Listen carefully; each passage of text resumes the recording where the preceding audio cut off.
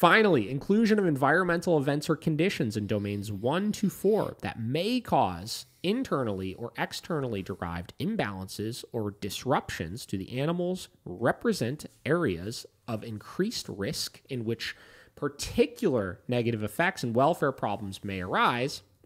However, their mere existence does not necessarily mean that the anticipated welfare problems will arise or have arisen in the particular situation under investigation.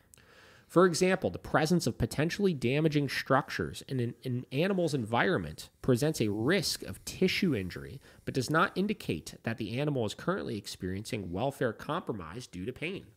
Any assumption of the occurrence of negative effects may be supported by directly observed animal-based physical and psychological, clinical, and or behavioral evidence.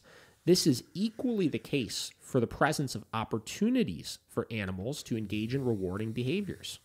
Clearly, there must be evidence, usually behavioral, that any such opportunities are actually used before their potential welfare-enhancing impacts could be considered. Only then can inferences be made about any aligned negative or positive effects.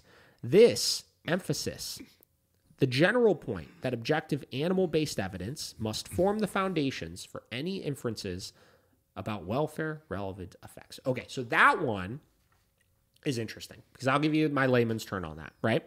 They use the example of an animal that is compromised due to they're potentially damaging structures. So meaning like they have like a broken arm or something like that, right? Mm-hmm. Or a wonky arm. You ever see somebody that like walks with a limp a lot? Yeah. Things like that, right? Yeah. And obviously you could look at that and you could infer that there are going to be welfare problems because of this. Mm. But what they're saying is you cannot see that. You cannot say that unless you have adequately studied the species as a whole, that individual that walks with a limp because they have a bad hip that causes some pain, right?